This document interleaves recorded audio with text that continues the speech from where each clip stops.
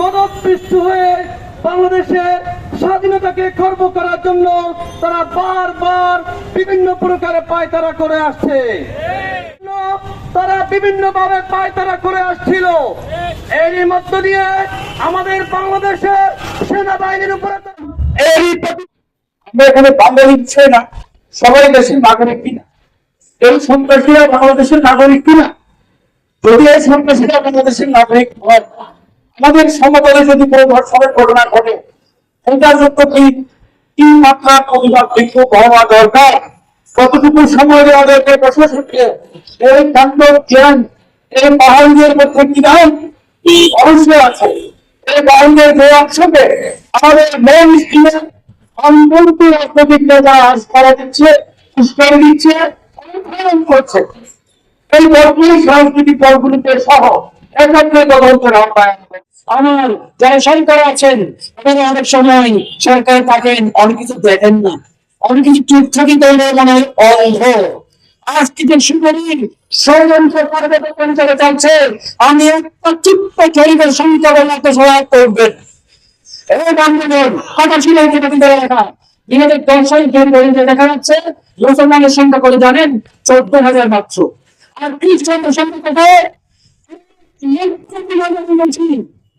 এখানে কথা ছিল থাকবে, চারটা মন্দিরে থাকবে, পেট্রোলে থাকবে, কিন্তু কেন খ্রিস্টান এত সক্রিয় বৃদ্ধি করেছে আমরা জানি না।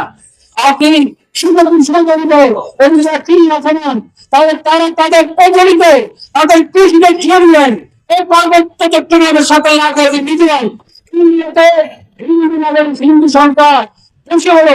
এই মিজোরামে দেখা যাচ্ছে 87% খ্রিস্টান, 87% খ্রিস্টান অধ্যুষিত মিজোরামের সাথে সংযুক্ত এই পার্বত্য চট্টগ্রামকে নিয়ে তারা ছিলেন তারা বিছানা করতে যাচ্ছে। ইতিমধ্যে তারা পতাকা বানিয়ে ফেলেছে। আর আমরা আজকে পার্বত্য চট্টগ্রাম যে সংকট পরিস্থিতি যেটা চলছে, তার হোদা হচ্ছেন মরহুম শেখ মুজিবুর রহমান।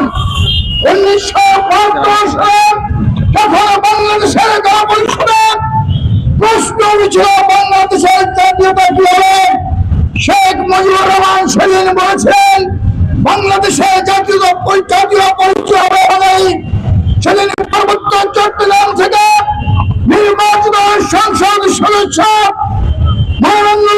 বলছেন যারা বাংলা ভাষায় কথা বলে তারাই শুধু বাংলা হোক বাঙালি, কিন্তু আমরা বাংলা ভাষায় কথা বলি না, বাংলা ভাষায় কথা বলে না। আমার বড় লোক রয়েছে, গারো রয়েছে, সাঁওতাল রয়েছে, মরম রয়েছে, চাকমা রয়েছে, যাদের ভাষা বাংলা নয়। তাই বলি যে আমরা বাংলাদেশের নাগরিক না, আপনি আমাদের জোর করে বাঙালি বানাতে পারবেন না। সেদিন শেখ মুজিবুর রহমান একতরফাভাবে বাঙালি জাতিবাদ চাপিয়ে দিয়েছিলেন বলেই সন্তুলার মত মহেন্দ্র রহমান পার্বত্য চট্টগ্রাম শান্তি গঠন করে শান্ত পরিবেশ সৃষ্টি করেছিলেন।